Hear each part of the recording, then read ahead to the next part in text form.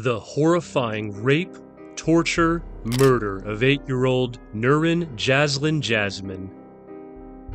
8-year-old Nurin Jaslin, an innocent soul, inexplicably abducted on August 20th, 2007, while traveling alone to a neighboring market to buy a hair clip. Welcome to Beyond the Crime Scene with B. The murder of Nurin Jaslin Jasmine shocked the entire country and generated significant indignation.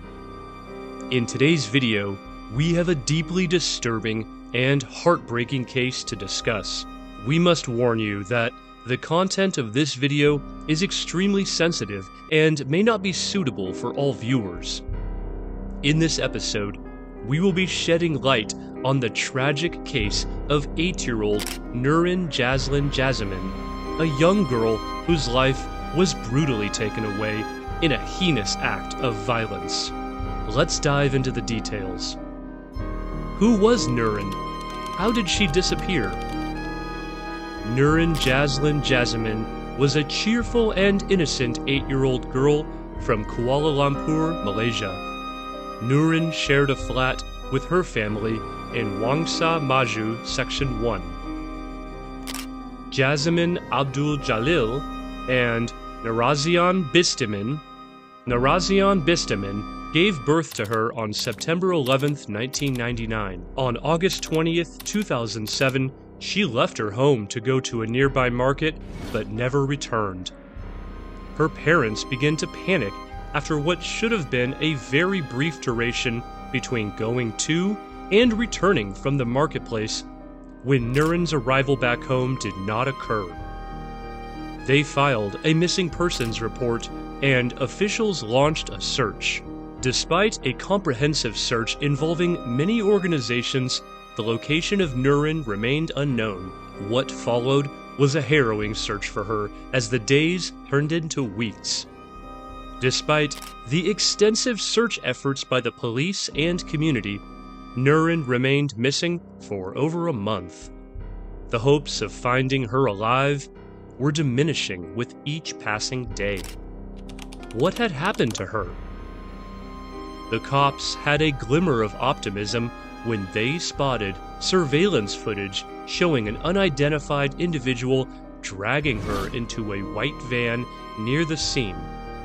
Unfortunately, while authorities knew what occurred to Nurin that evening, no additional substantial evidence was able to be acquired. Tragically, on September 17, 2007, a discovery was made that would send shockwaves through the nation. Chang Yan Feng, the supervisor of a book distribution company, in Petaling Jaya, a black and blue Diadora sports bag outside the premises that morning. Chang assumed it belonged to the general manager, Jack Yao Huat Lip, and left the bag there. Around 9 a.m., Jack arrived at work. He spotted the bag, but insisted it was not his. Regardless, Jack unzipped it and discovered human legs.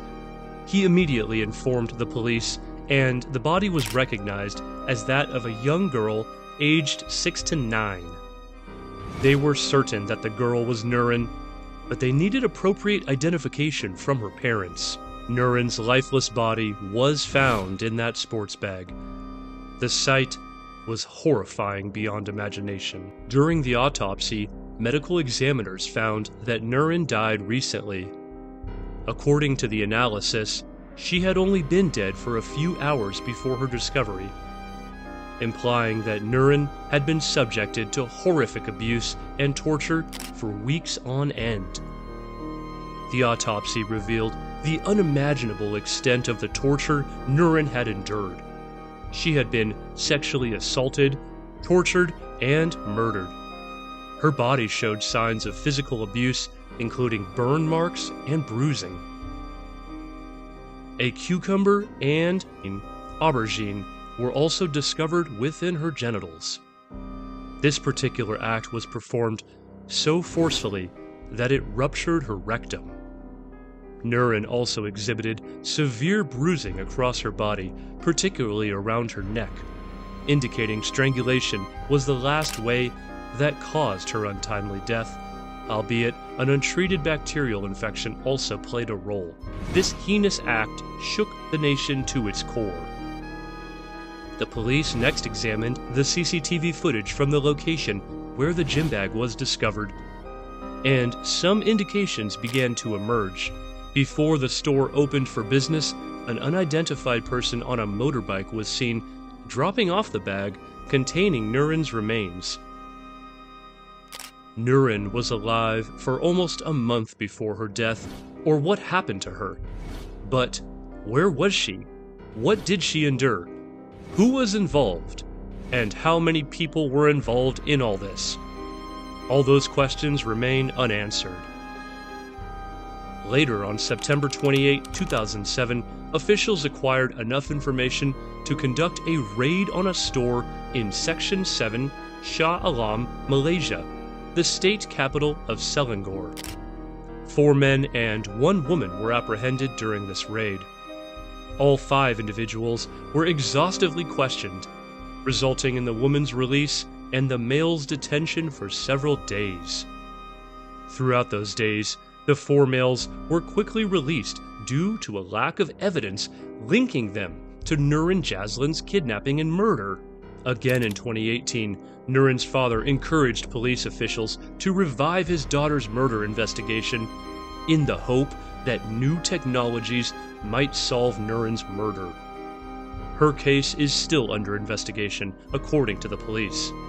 However, it is still unsolved. Nurin's family's scars left by this horrific crime will never fully heal. Nurin Jaslin Jasmine's tragic story remains etched in the collective memory of Malaysians, reminding us of the importance of child safety and the need to protect the most vulnerable members of our society.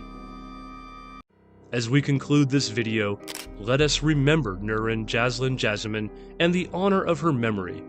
May her story serve as a stark reminder that we must remain vigilant against such acts of cruelty and work together to create a safer world for our children. Thank you for watching. Please like, share, and subscribe to our channel to support us in our efforts to shed light on important cases like these. Remember, together, we can make a difference.